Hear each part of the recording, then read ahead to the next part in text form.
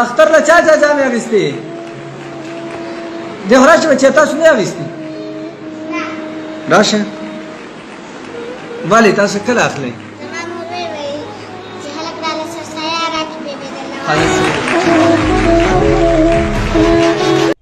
زموږ عزتمندو دا دردېدلې ویډیو تاسو وکته.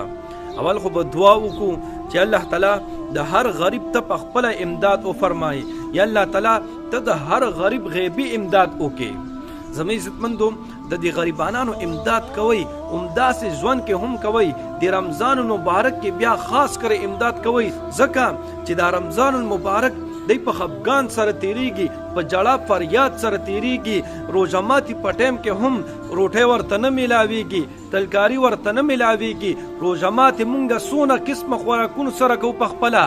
او دغه غریبانان دی په اوبو سره روژه ماتي کوي. روژه ماتي په ټایم کې ورته روټۍ نه میلاویږي، صرف اور صرف په اوبو سره دا خپلې خېټې ډکوي. زموږ عزتمندو روژه ماتي کې د دی صرف خفګاني. یو غریب دی هغه خپلې غریبۍ باندې خط لیکي، یو تحریر لیکي، او داسې تحریر لیکي چې انسان دا زړه ورسره راوباسي. زموږ عزتمندو دې څه تحریر لیکي؟ وایي افسوس زموږ په غریبۍ باندې. بیا لاندې ورته یو عجیبه واقعه درج کوي خپله. وایي یو ځل د روژه ماتي ټایم و، روژه ماتي وخت و. وایي زما یو وړوکی ماشوم دی، هغه وی چې ماله کباب ماله کباب ماله کباب. کباب یې غوښتل د روژه ماتي په ټایم کې، او کباب یې ځکه غوښتل چې موږ سره وایي په خوا کې چې کوم کور و ګاونډ کې را سره کور و دیوال په دیوال، هغه یې وایي کباب پخ کړي و. د هغې هغه خوشبویي چې وه زموږ کور ته راتله. زما د دې وړوکي ماشوم چې و وایي د کبابو ته زړو شو، د وی چې ماله کباب ماله کباب ماله کباب. وایي ما دنه یو 2 سپېړې وویستې، جوختې سپېړې مې ته وویستې چې زه تاله د کمې کباب را پیدا کړم. بس دغه ماشوم وایي سلګۍ ووخلې، په جړا شو او یو سیټ ته کېناستو او سلګۍ وخلې. وایي چې څنګه روژه ماتي ټایم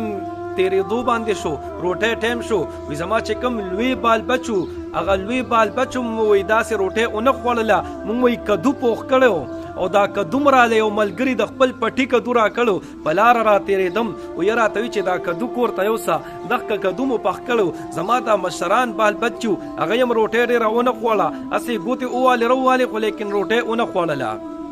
وایي چې څنګه روژه ماتي ټایم تېر شو، وایي دا ماشوم بچی چې مې وایي ده ما ته رامنډه که، راته وي چې بابا جانه زه کباب نه غواړم، زه کباب نه خورم، زما کباب نه خوښېږي، زه کباب نه خوښوم. کباب خو اسخا بوی کوي او کباب مردار دی. دی وایي راته وویلې، وایي ما ځان ته را غاړه وویستو او په زړه کې مې یو انقلاب رالو چې دا څه چل شوی دی. وایي د مشرانو زامنو نه مې تپوس وکړو چې بچیانو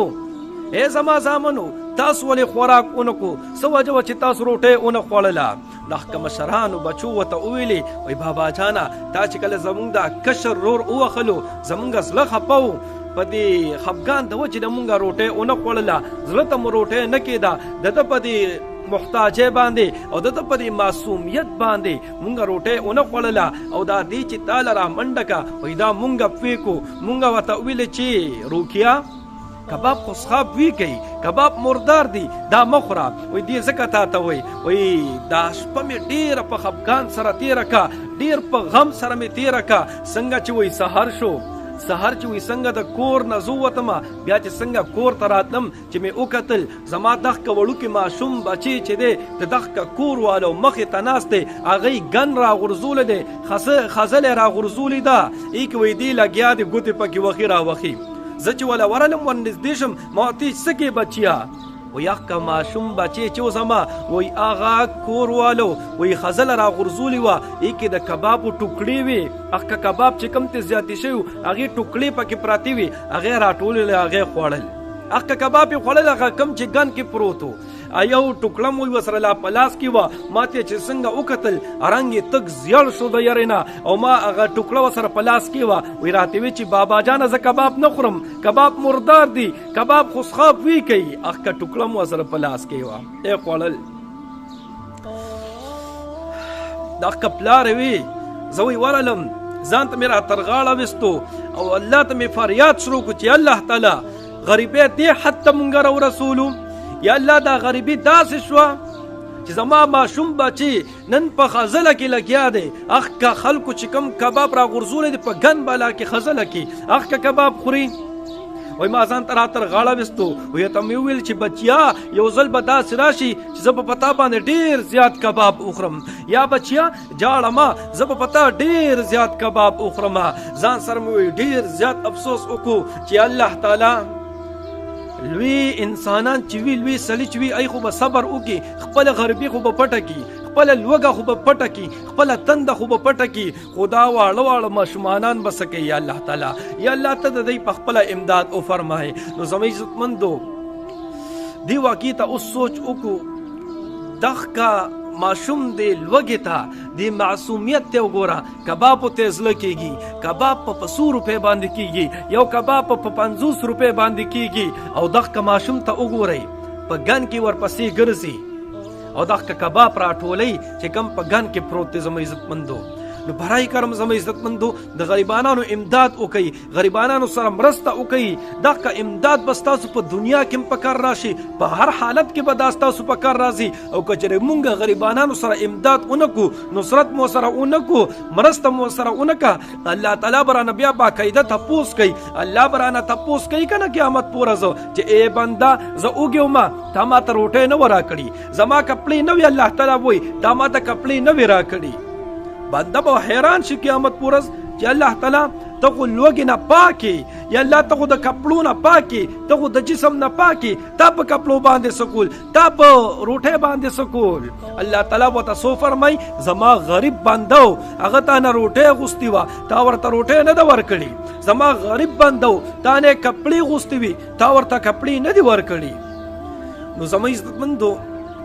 برای کرم جولې درته نسم د غریبانو امداد وکي دا سرسایه غواته زر تر زر ور ورسوي دا موي چې سرسایه به مونږه کم نه کم کو 150 روپے چې ورته سوقيات کی یو نیم سل روپے خو خلک وای چې دا خو یو نیم سل نه کیږي یو سل سلويخ کیږي یو سل دیرش کیږي هغه کوم لا پیسې کمای په دې لشل لپو باندې ستاسو هیڅ هم نه کیږي زموږ عزتمندو خو د غریبانو په ډیر زیات څه کیږي غریبانو خوشحالي په دې باندې راځي په مخ باندې مسکراهټ راځي زموږ عزتمندو په مخ باندې خندا راځي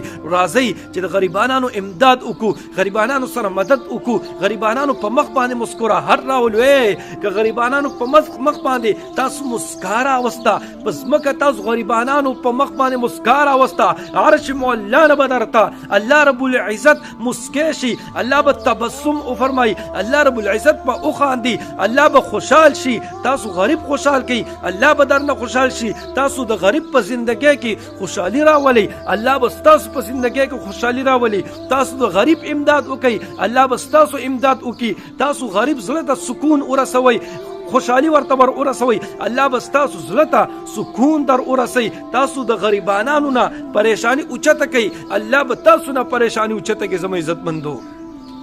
نو برای کرم صرف دا گزارش ته درته چې غریبانو سره امداد وکي غریبانو سره مرسته وکي هر حالت کې مرسته کوي هر حالت کې ور سره مدد کوي په دې رمضان المبارک کې و یو رمضان المبارک د دې د پاره چې د چاته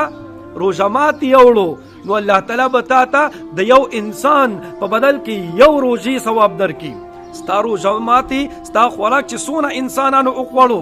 د دې ټول برابر